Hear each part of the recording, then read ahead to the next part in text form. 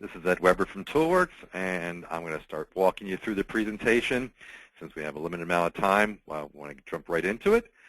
First thing I want to do is kind of just talk a little bit about the agenda of what we're going to be getting into. First, a little bit of introduction about ToolWorx and RACO, how we got into this, how we work together, and then kind of jump right into what drives the traceability requirements, things that we need to understand in terms of traceability. And to kind of differentiate between the tracking and tracing, this is kind of an interchangeable terminology. We want to kind of talk about the two different words and how we differentiate them. Talk a little bit about the lot traceability objectives and benefits that you get from doing it, what kind of functions are being performed when you're actually doing any kind of lot traceability. Talk about a customer that RACO and ToolWorx has worked with together to actually implement a lot track system. And then finally get into a kind of one slide. We'll talk about some implementation planning, something that's extremely critical to actually having success in doing a lot track system. So right off the bat, a little bit about us. We have certainly been around since 1997, not a startup company. And really this is what we do. The whole traceability, error-proofing world is the world we live in. This is our specialty. We've been involved in doing lot traceability for a very long time, and even we're involved in one case with the Produce Traceability Initiative, where we sat on the technology working group that actually helped develop some of those labeling standards. And we are what is known as an independent software vendor, an ISV for RACO Industries. And just because we're talking quite a bit about the food side of the world, just give you a little bit of brief overview of here's some of the customers that we've worked with in the food industry and some of the things we've done with them in terms of traceability. And now I'll turn it over to Larry to talk a little bit about RACO. Well, thank you, Ed. Hi, I'm Larry Sherman. I'm the Solutions Architect at RACO Interactive. Also, I manage the ISV program, which Ed talked about with ToolWorx. We use the ISV program to extend RACO Interactive's reach into areas that other partners have a core competency. And you'll hear from Ed today about ToolWorx's ability in the lot traceability and recall management containment systems. RACO Interactive also specializes in GPS fleet tracking, field service applications, specialized transportation delivery, yard management. We also have a custom development professional services group, and we really are good about cellular data services. You need some help in these areas, feel free to reach out to RACO Interactive. Back to you, Ed. Thanks, Larry. Okay. First thing is I want to talk a little bit about some of the different headlines and events, and it was kind of an interesting process because I was doing some research to kind of come up with some relevant headlines, and I wasn't sure how far back I had to go when doing some of the Googling on the Internet to see what kind of recalls have been around lately that people may or may not have heard of. And it was interesting because, of course, as would have it, I didn't really have to go past June. And so what you're looking at here, and this is really just a sampling of some of the recalls that hit the world in June and here in the U.S. Things like the hepatitis A outbreak with frozen berries, sunflower seeds, pet food, ground beef E. coli, and believe it or not, plastic inside chicken. So these are some of the things. This is why it's so critical to have to address this issue, because this is something that is happening all the time. And certainly we've seen bigger headlines over the years with spinach and tomatoes and different larger recalls that have kind of made the headline news. But this is the kind of stuff that goes on behind the scenes all the time. And why is that? Because there are people involved. And anytime you have people involved in any kind of processing operation, even if it's not food, then you're going to have the possibility of human error. And this is where the traceability requirements come in. And what this really is all about is, certainly, everybody focuses on the headlines, right? What's it going to mean to my company? But really, internally, it's huge. Now, this was an actual survey that was done by the Grocery Manufacturers Association. They went to their membership, and they surveyed about 36 members. And we're talking about companies like Del Monte and Hershey's, Smucker's, Fresh Express. And basically, they asked them, what would in terms of any recall they've had, what was the actual financial impact internally? And what came back, I guess, is kind of looking at maybe a glass half full, half empty, right? I mean, the good news is that, of the respondents, 48% said that their impact was less than $9 million. Now, for maybe some of these bigger companies, that's not a huge amount, but still, you're talking millions, not thousands. But the big news here is that the flip side, which is that 52% of the recalls actually cost $10 million and up, and in some cases over $100 million. So again, it's one of those scenarios where everybody hopes and thinks that they're not going to be the one to be impacted by this, that they're not going to have recall. But the key here is understanding that if you do, there's a significant cost factor involved. Now, in terms of some of the outside drivers, it isn't just internally what it costs the company, but what really drives traceability, a lot of it is government action. So it started really way back after 9/11 with the Bioterrorism Act, and which was kind of passed quickly within Congress because of concerns about safeguarding the food and water supply, the possibility of terrorists doing anything in terms of contaminating that. And so some of those traceability initiatives were really developed back then through that act. And that followed in just a few years ago from just in the produce side, because there was so much bad press out there within the produce industry, again, from some of that spinach and tomatoes and other produce that were causing people to be sick and in some cases causing death, that the produce industry really wanted to get ahead of the curve. They wanted to be proactive, so they started developing standards within their industry to basically enhance traceability. And that, of course, was followed up quickly with the Food Safety Modernization Act in 2011, which is still in process. A lot of people haven't heard much from it because it's actually still sitting within the FDA in terms of releasing some of the regulations and things like that. But it is something that is actually fast-tracking right now, and you're going to be certainly hearing more and more about that as time goes on. And, of course, the biggest outside driver is customers, which have been basically asking for these kinds of traceability systems forever, because the customers are depending where you sit in the queue. So if you are a grower, your customer, of course, is going to be a retailer. If you're a retailer, your customer is going to be consumers like ourselves. So these are some of the outside drivers that actually make the traceability come a front and center process. Now, to kind of just look at from the standpoint of tracking and traceability, because these are words that are used interchangeably quite a bit. And although this is not a Webster's dictionary definition, I call it the Weber's dictionary definition because I like to look at it in terms of the tracking part. As when I think of tracking, I think of more logistics focus. And these are like maybe a grower who might be growing tomatoes and bringing them in and basically just boxing them up and shipping them out to a retailer or a distribution center. In their situation, because they're not really being consumed in a manufacturing process, they're mainly concerned on the receiving and shipping side. And so to me, that's more about, where you're just tracking items that are just moving, that are basically in motion, as opposed to traceability, where I consider it to be more manufacturing focused. And now those same tomatoes that are coming in are not just going back out as tomatoes to put on a grocery shelf, but rather are being used or consumed in a manufacturing process. So, for example, they're being used to make a ready-made salad, or they may be used in soup, to make tomato soup.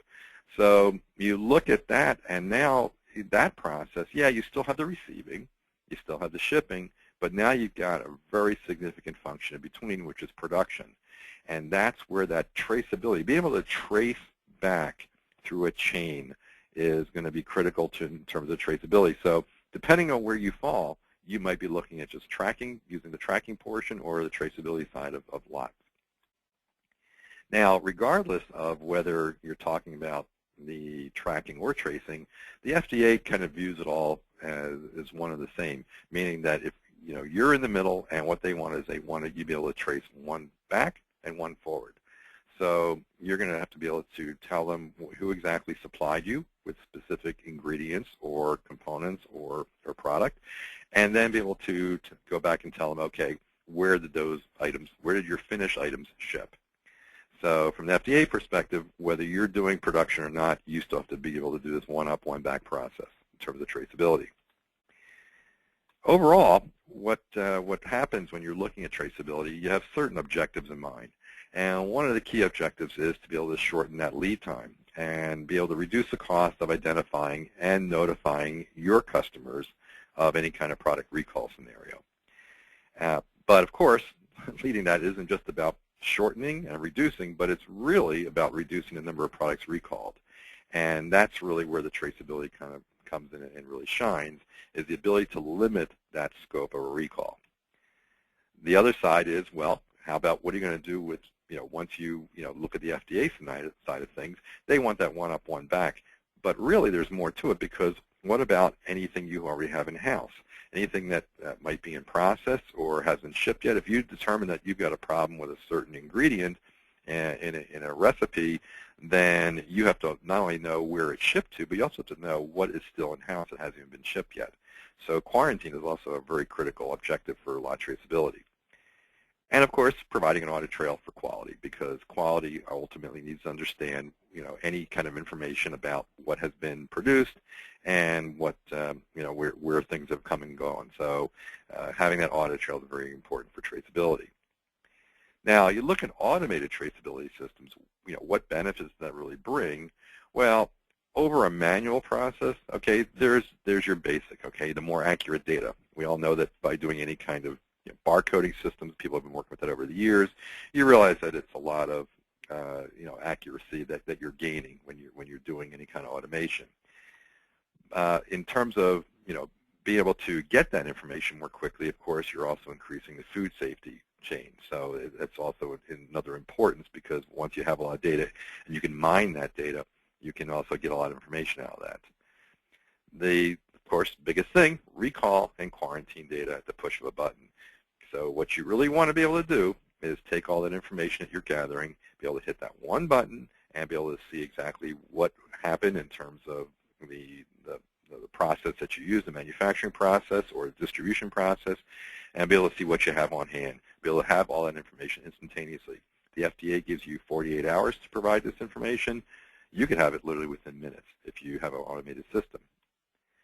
In terms of regulatory compliance, obviously, as I mentioned, having the FDA and other agencies that require this kind of regulations to provide this information to them is extremely critical and good for reputation as well.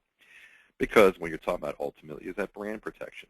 So you think about, the ultimate end user customers and consumers who have a problem with something they purchase. Well, they think about where they got it from, right? I mean, this is this kind of thing. If there is a some kind of food poisoning scenario that occurs, then people think about where did they buy the food from. They're not necessarily thinking about, oh, wait a second, I wonder which grower down in Mexico or Chile, actually grew this head of lettuce that made me sick. What they're thinking about is, I just went to Kroger's, I went to Walmart, and I bought these, and that made me sick. I'm not going to shop there anymore because they have bad stuff. So this whole idea of brand protection, business reputation is critical, and that's really what drove this whole produce traceability initiative and what continues to drive traceability requirements throughout different industries. And of course, in a worst-case scenario, as some of us remember from the hot dog manufacturing and some of the other problems that people have had through these recalls, if it's severe enough, significant enough, it can really drive you out of business. So having something in place to be able to limit the scope of that recall is very critical.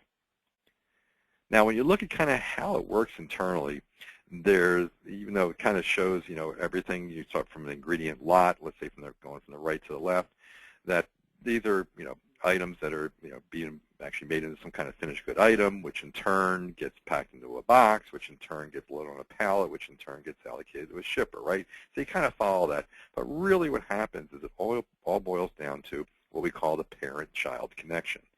So every one of these steps involves a child, which is something that's introduced to a process that gets consumed, and then the parent, which is produced as a result of the process. And so at each part of the chain, you're always having this parent-child connection. And it's very easy for the parent of one operation to become the child of the next. So that all becomes that chain structure, and then what happens is as you start trying to do your analysis, you're going up and down that chain. And that's really what forms the basis of any good traceability system.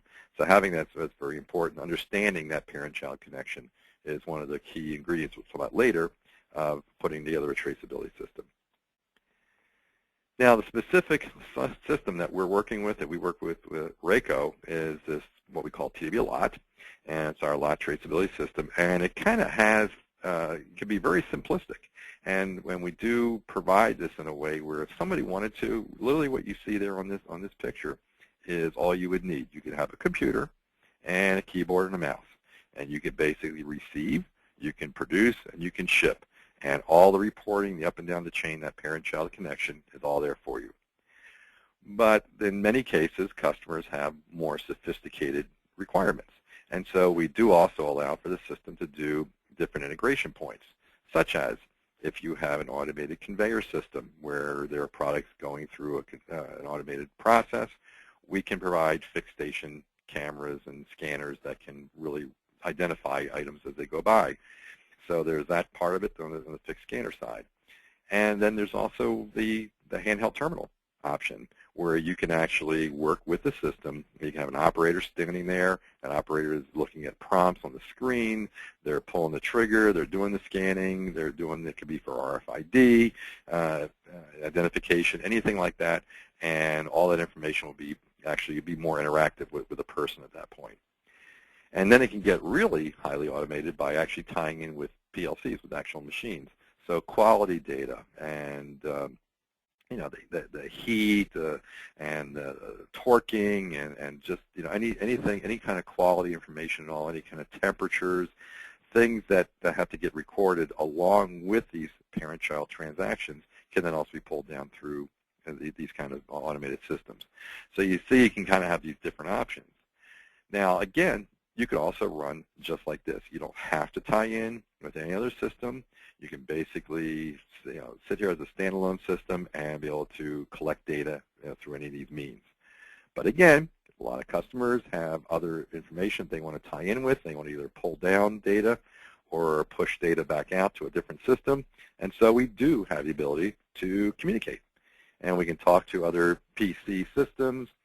We're all Microsoft-based, so we have a lot of flexibility. We can talk to, you know, different mainframes and mid-range systems. So really, we do offer all these options. Again, you can run this in as simple as you want, totally standalone. You can put in automated data collection, and you can put in other system integration all at once. And it's just whatever level you'd like. Now, we look at what we did for an actual joint customer of ours. We were working with a pet food bag manufacturer. Now, that was just a company doing an actual they were doing the inner liners of pet food bags. You know, when you kind of pull, you know, apart the dog food bag, you see that little plastic film that is the inner liner for the bag. This is a situation where they have a lot of chemicals that and a very sophisticated manufacturing process that actually makes these inner liners.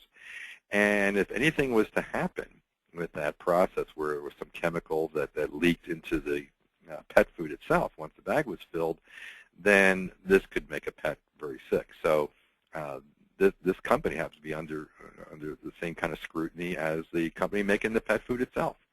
So they all had to get together and comply and come up with a way of being able to deal with the FDA regulations.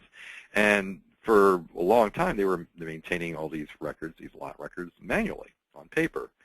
But it got to the point where, I guess, you know, good problem for them to have. Their growth exploded, and manual tracking just wasn't feasible any longer.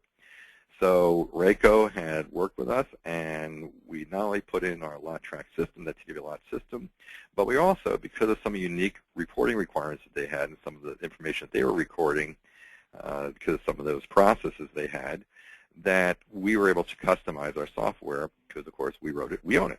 And so we were able to provide a customized set of prompts for them to actually work with their operators on.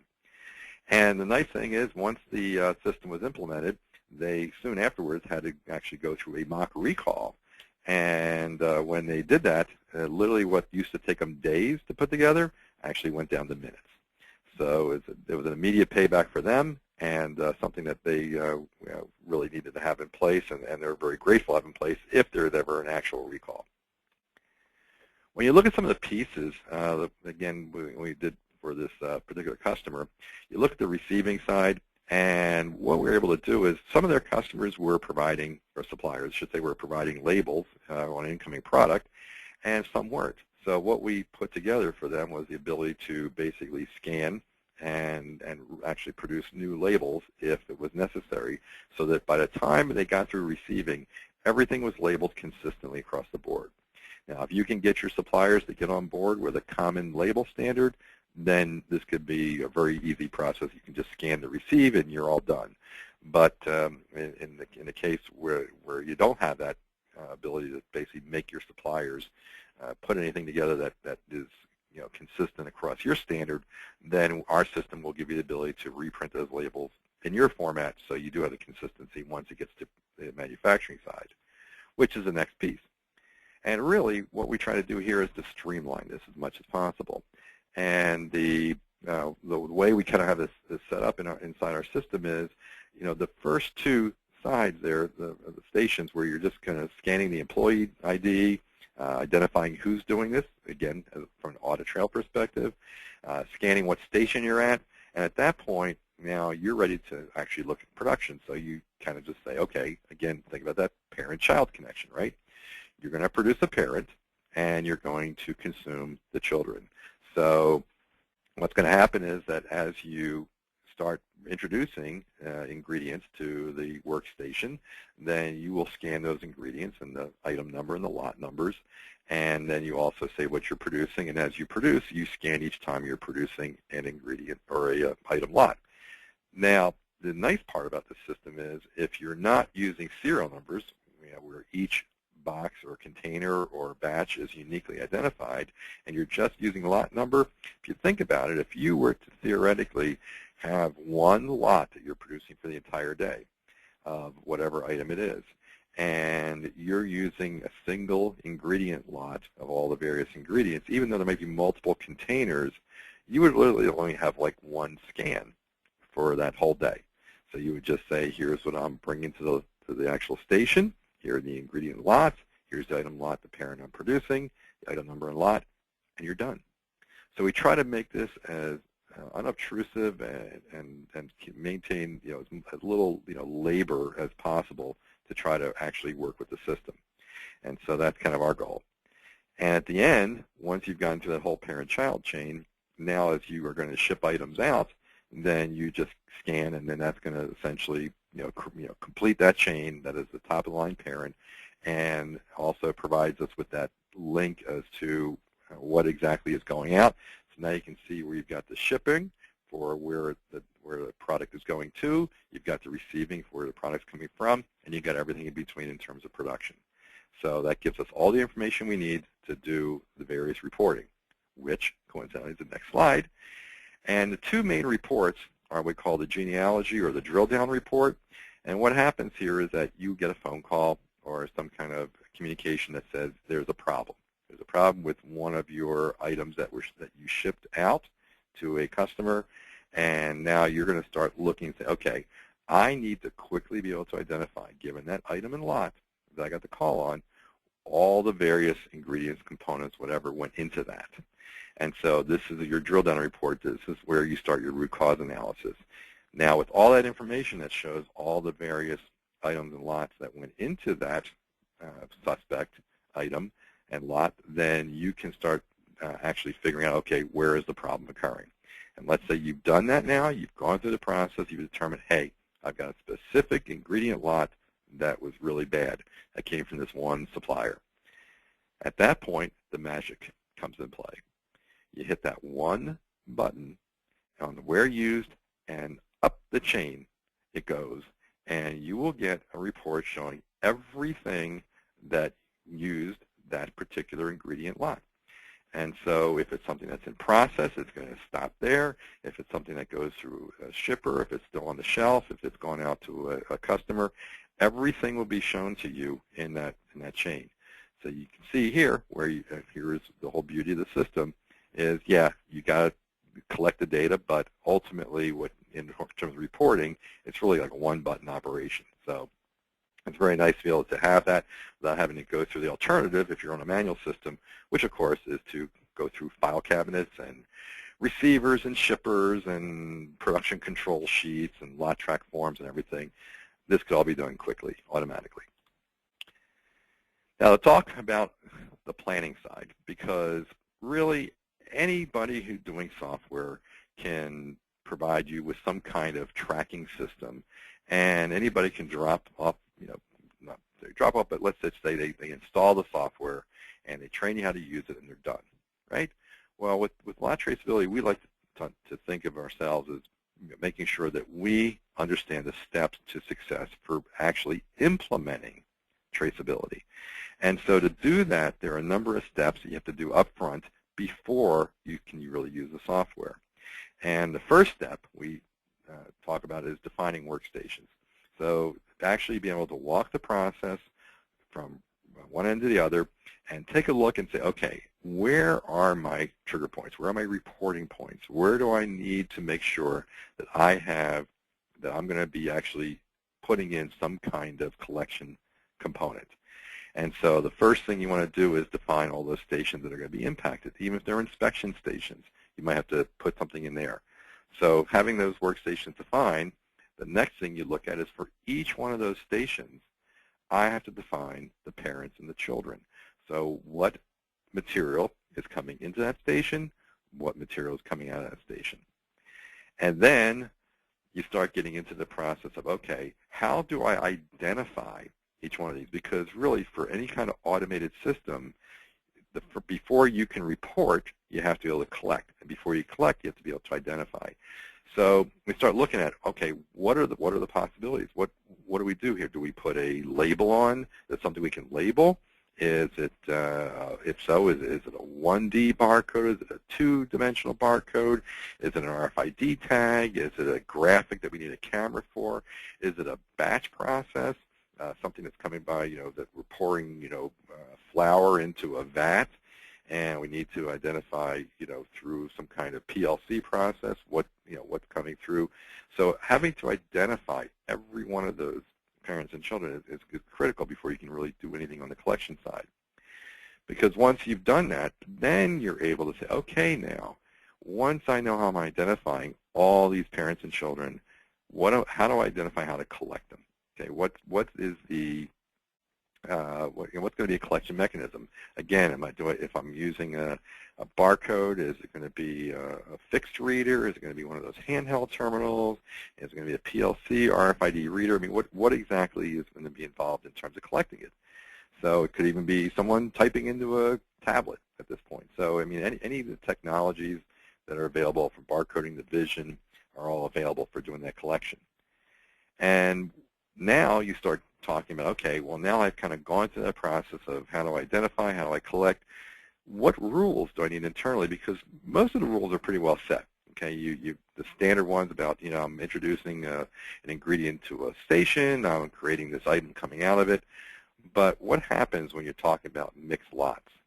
And meaning that now you've got a situation where you have, let's say, a different lot of a certain ingredient you're introducing to the process. If you're talking about going to a station, it's pretty straightforward. Okay, you just record it, and now you've got that lot in there until the other one, used up, and then now you start carrying the new one forward, and everything seems pretty straightforward. However, especially in food, this is not as easy as it sounds, because in many cases you're putting in some kind of ingredient, like, and use the example of flour. Okay, so as the vat gets low, you're adding more flour onto the top. Now, it's all getting mixed together. So then the question is, at what point do you know? How do you know exactly when the older lot is totally used up? Because that's going to obviously affect your recall at the other end. So having that conversation, having an agreement on those rules is important. What about in your reusability and rework? Okay, we did another project with RACO with a sausage manufacturer where they basically did the whole mixing and put all the ingredients together and went through the sausage forming machine, and when everything came out on the other end, the sausage wasn't formed properly, then they just took it, threw it in a wheelbarrow, and dumped it back into the grinder again. Well, when do we know that is completely used up? So all these mixed lot rules are very important to have to discuss. Then you have to look at, okay, what additional data? Okay, you got your basic data, you got your item number, you got your lot number, maybe you're, creating some kind of serialization, license plating, different containers. So you've got some real basics there. But what about the other information? What if there is additional quality information? If there's additional information about, you're trying to keep quantities and to try to maintain some kind of inventory control. Just, what other information are you trying to capture, machine data and things like that. So you have to kind of look at everything that you need so it isn't making sure you don't leave anything out. So when you get to the point where you are collecting that information, you're not missing anything critical. And assuming that you're going to be using some kind of label, well, okay, most of our customers have something. They have some kind of label, paper label, the tag that actually has some kind of information on it. Well, is it going to be consistent? Is it going to be the same label for receiving as is for production through your work in process and finished good and shipping? Or is it going to be different labels? Are you going to look at one label maybe you're going to have for receiving because of some information that's maintained on that label, but then production doesn't really need very much? And then, of course, you have your shipping, which may be more customer specific. So sitting down and working through that process is very critical because part of the system is producing labels. And if that's something that's going to be required, then you need to know what those labels are going to look like, what information is going to be on them, and where it's coming from. Then, of course, you got through all these rules, and you go, yeah, I've got all these rules except. And now you look at where are the exceptions, because every time you turn around in any kind of manufacturing distribution environment, there are always some exceptions, and you have to be able to define those up front. So again, when the system comes in that is going to be installed and it starts running, that's not the time to find out that it works for 80 or 90% of the situations except for these other scenarios. And you have to understand what those are and make sure you know how you're going to deal with them. And then last is really the additional functionality, because you've got a system that you're going to be doing all this scanning with and all this data collection. Well, what else do you want to do with it? Do you want to do some kind of inventory control? Do you want to try to add some warehousing type functionality onto it? Do you want to do some kind of quality control data? So again, you look and say, well, maybe I can, if I'm already going to be doing this, if I'm going to be feeding information to my business ERP system, then I need to be able to define that up front. So this is what we see as a process that, as you can see, goes beyond just buying the software and installing it on some server somewhere and saying, okay, ready to go. So that is it for the planning side, and that is actually it for the presentation. And at this point, we're going to open the floor to questions. And we do have lots of great questions coming in. What operating system options are available for running this application is the first one. Basically, I mentioned we're a Microsoft shop. Everything we do is under the Windows environment. We are certainly internet friendly in terms of being able to host data, get to data, through the internet. But there is there is going to be a Windows component to actually running the base system and the various collection mechanisms. Does the software integrate with an Oracle R12? Actually, we've done that before with this system. We actually have a customer, manufacturing customer, that is running Oracle, and we are interfacing with it.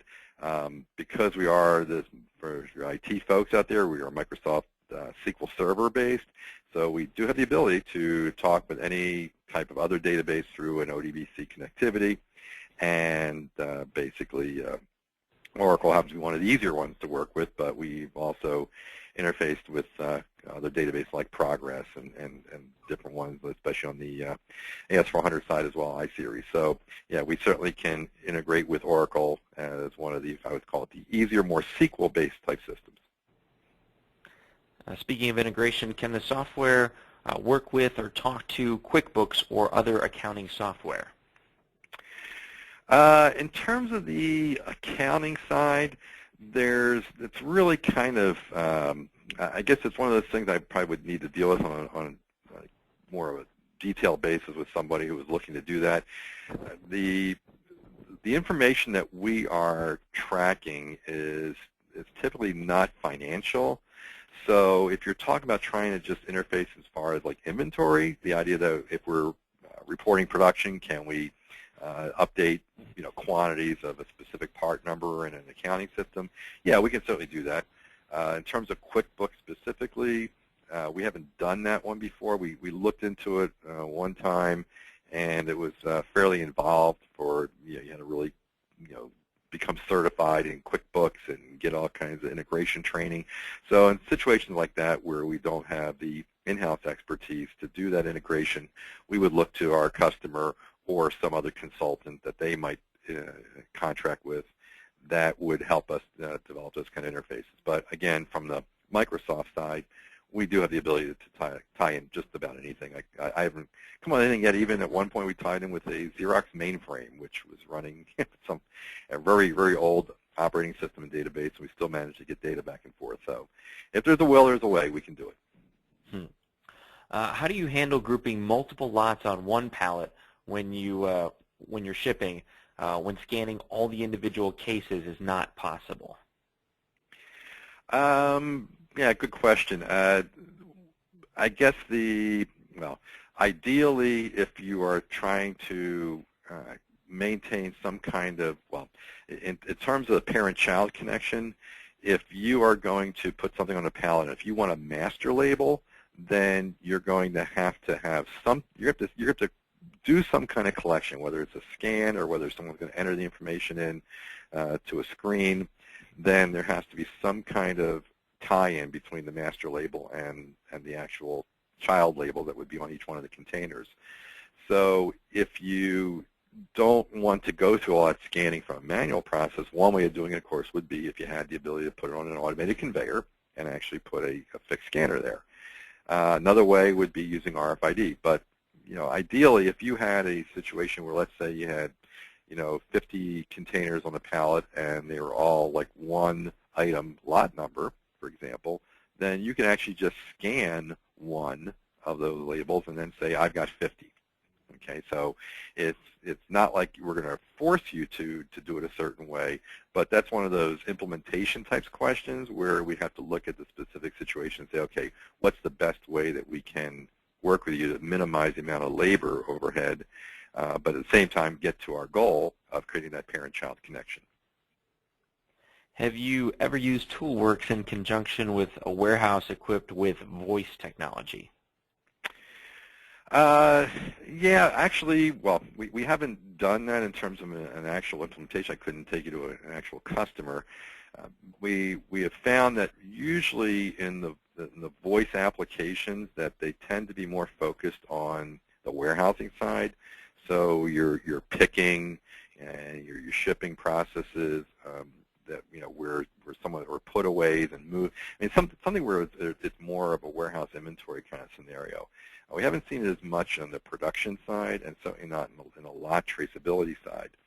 But certainly if there was we know with some of the main systems like VoCollect and stuff that how we know that there are integration points that we can work with.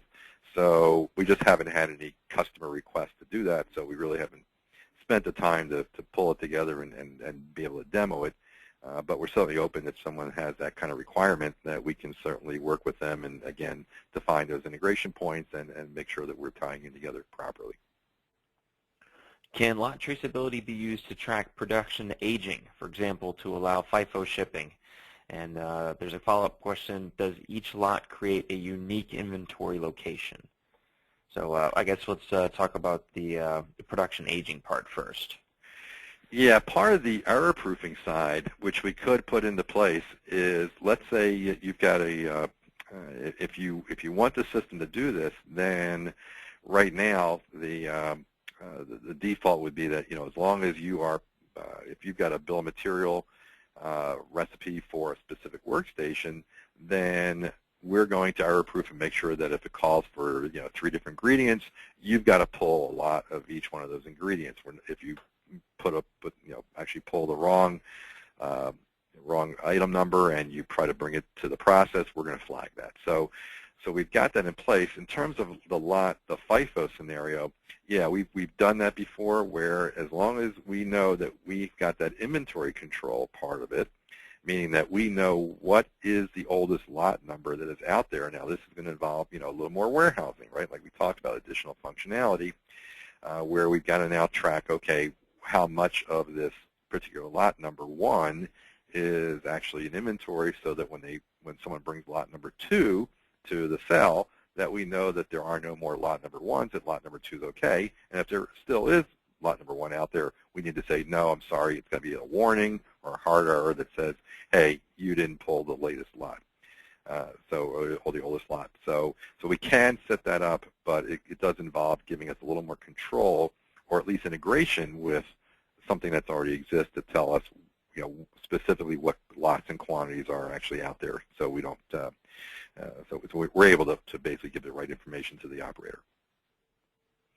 And the other question about, does each lot create a unique inventory location? We don't do anything really with locations in terms of a lot track. It's really that, again, that parent-child connection. So what you're going to see is there's going to be a chain of records that we're showing in each one of these transactions. And so at the point when you produce a parent, then that's going to be that, the key again is that item lot number is really the two major fields there. If again you want to try to put location tracking in there, we can do that, and there can be a actual part of the prompt can be for a location where that item is actually being stored. But we don't actually create any kind of locations. It's just, again, part of the parent-child chain. Can the system import bills and materials so that the user can scan lots against the required components? Yes, and I was kind of talking about just before in the error proofing. Yes, absolutely. We've got these various master files: the part master, item master, the employee master, the station master, the bill of material, recipes, whatever you want to call it. And yes, all that information can be imported in.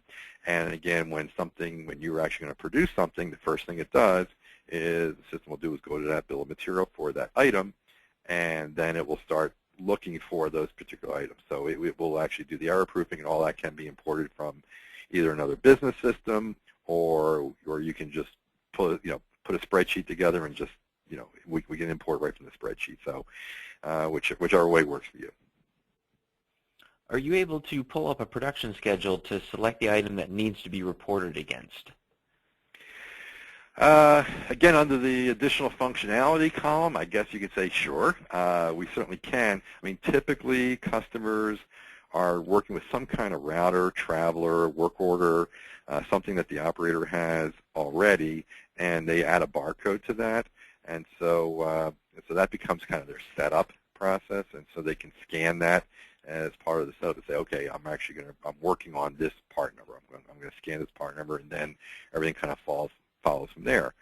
Can we actually access the production schedule? Yes, but we'd have to have some idea of knowing, okay, the production schedule would probably have to obviously be automated, something electronic, and be accessible through a key, mainly the workstation, because really at that point that's all we would have.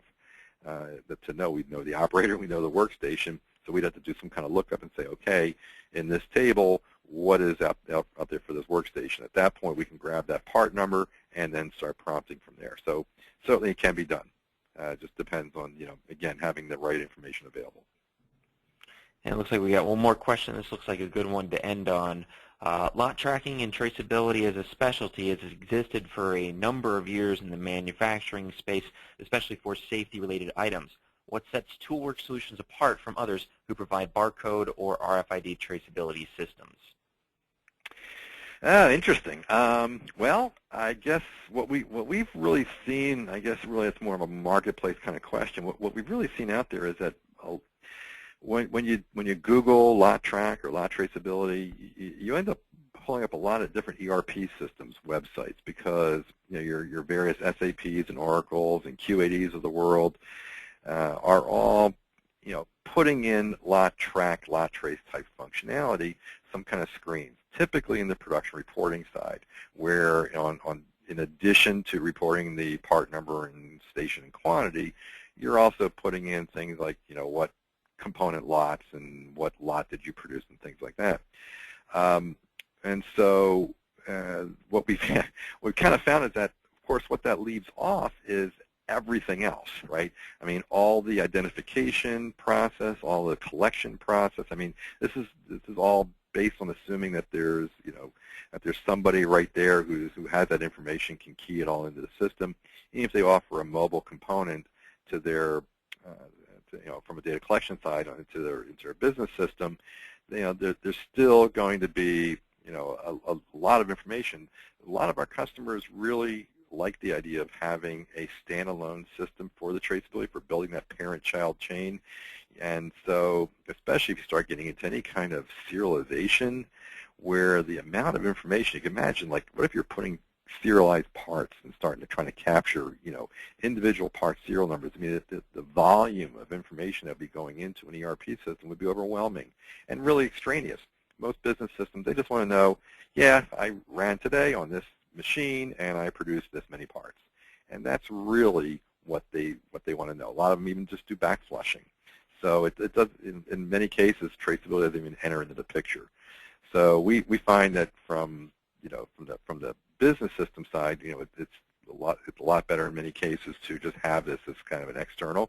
And then, of course, we can always just integrate that data back in. We can do that summarization and send it up to the business system. So that's kind of our take on where the whole lot traceability system falls into play. And we can play well with others and certainly provide the best of both worlds for people. If you'd like more information on lot traceability and protecting yourself in the event of a recall, there's Ed and Larry's direct lines right there, or please feel free to contact a RACO product specialist at 1-800-446-1991. Thank you all, and have a